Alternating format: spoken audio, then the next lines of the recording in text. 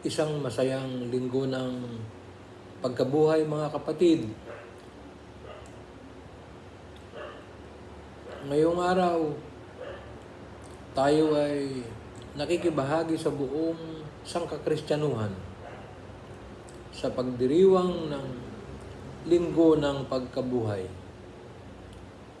Ang pinakasentrong pangyayari sa buong kalendaryong Kristiyano na kung saan ay umiinog ang lahat ng mga gawaing Kristiyano. Sa gitna ng nagpapatuloy na pakikipaglaban natin sa COVID-19, meron din namang maituturing na mga kwento ng tagumpay na nagbibigay sa atin ng pag-asa at nagpapalakas sa ating pagtanaw sa isang magandang kinabukasan. Na darating ang oras, ang araw, isang umaga, tayo ay makakabangon at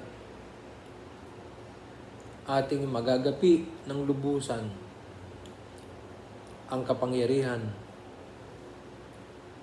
o ang kamandag nitong pandemic na ito.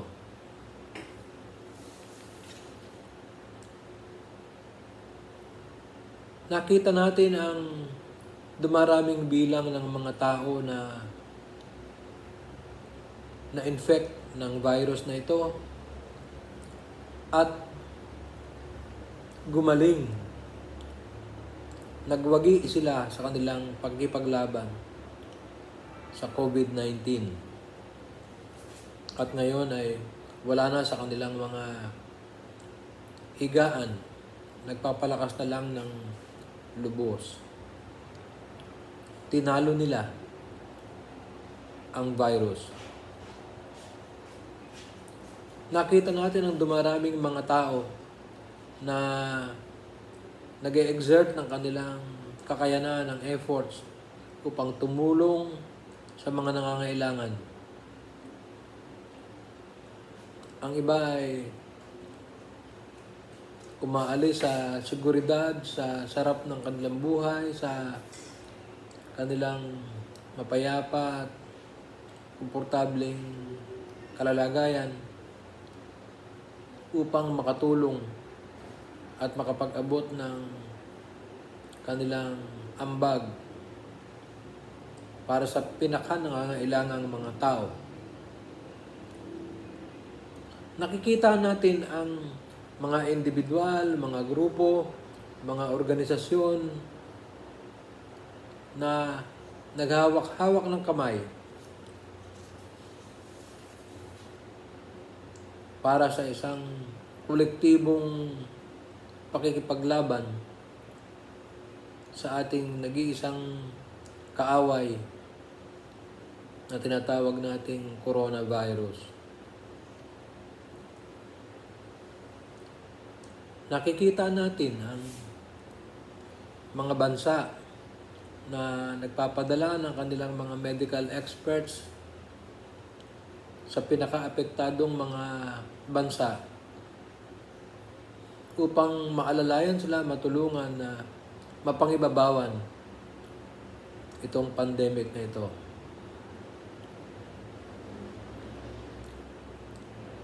Nakikita rin natin ang mga tao, mga may kayang mga individual, medyo mayamang mga individual, mga kumpanya na nagmumudmud, nagbibigay ng kanilang kakayanan, tulong upang mapagwagian natin itong ating kaaway. At nakikita natin ang patuloy, ang dumarami pa ring bilang ng mga taong nagboboluntaryo na maging bahagi ng mga front lines Sa katunayan, kayong ilang mga frontliners na infect at gumaling, ngayon ay nagsasabi sila na handa silang bumalik sa front lines upang tapusin itong giyera na ito. Isa pang maganda, nakikita natin ang napakaraming bilang ng mga tao, more and more people, ang lumalapit sa Panginoon. Ipinagkakatiwala ang ating kinabukasan at ang ating kalagayan sa kamay ng Panginoon, na nagpapakita na maraming tao ang kumikilala na tanging ang Diyos lamang at tanging sa pamamagitan niya tayo magtatagumpay ng lubos laban sa higanting hamon na ito.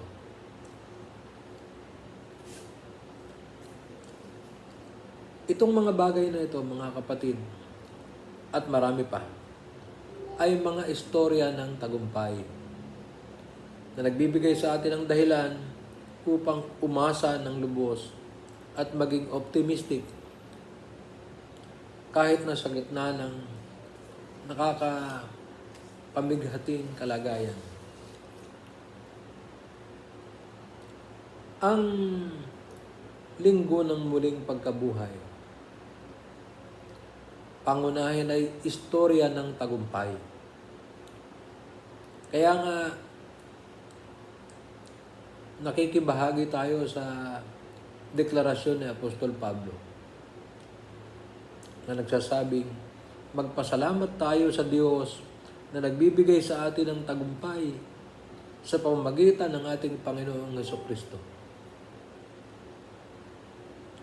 Kung ang matagumpay na Kristo ay nabubuhay sa atin, tayo ay may kapangyarihan na mangibabaw sa iba't ibang mga hamon o suliranin ng ating buhay. Kasama na ang COVID-19. Kung si Kristo na sa pasimula ay tila nagapi, tila ay talunan, ay nagawang pangibabawan ang kamandag ng kamatayan at nakaahon mula sa isang napakalaking kalaban. Tayo rin ay makapangingibabaw at magtatagumpay laban sa mapanganib na kaaway na ito. Maaari tayong dumanas ng pansamantalang pagkabigo, pagkatakot, ngunit hindi yan ang katapusan. Nagdiriwang tayo ngayon, mga kapatid, sapagkat tayo rin ay pwedeng maging bahagi ng matagumpay na pagkabuhay na muli, sapagkat ang ating Diyos ay buhay sa ating katauhan, sa ating bayan, at ating mapapangibabawan ang kamandag ng kadiliman na bumabalot sa ating daigdig sa kasalukuyan. Maaaring tayo ay sa umpisa ay mabigo, magapi,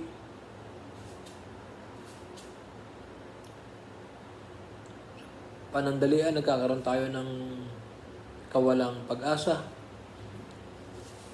paninibugho. Ngunit, kung kasama natin si Kristo, tayo ay magwawagi. Ang istorya ng buhay ni Kristo, ang kanyang ministeryo, ng kanyang sakripisyo, ay hindi natapos sa Biyernes Santo. It did not conclude on a note of defeat. 3 araw pagkalipas ng kanyang kamatayan, siya ay bumangon mula sa mga patay at ipinakita ang kanyang masayang tagumpay, ang kanyang masayang pagwawagi laban sa pinakamalaking kaaway. Ngayong araw, mga kapatid, nagsasama-sama tayo. Pagamat tayo ay nasa iba't ibang mga tahanan natin, pero sama-sama tayong nagdiriwang bilang bayan ng Diyos upang angkinin ang tagumpay na yan, upang ipagdiwang ang tagumpay ng Diyos laban sa ingay, kamandag at bangis ng kinatatakutang kalaban. At dahil buhay si Kristo, ating sama-samang haharapin ang kinabukasan. Isang maningning na kinabukasan na wala ng pangamba, sapagkat ang Diyos ang may tangan ng ating kinabukasan. At ang buhay ay nagiging higit na makabuluhan sapagkat buhay ang ating Panginoon. Pagpalain tayo at maging pagpapala rin naman tayo sa ating kapwa, lalong-lalo na sa mga dumadaing, sa mga nangangailangan. Sa pangalan ng Ama, Anak at Banal na Espiritu. Amen.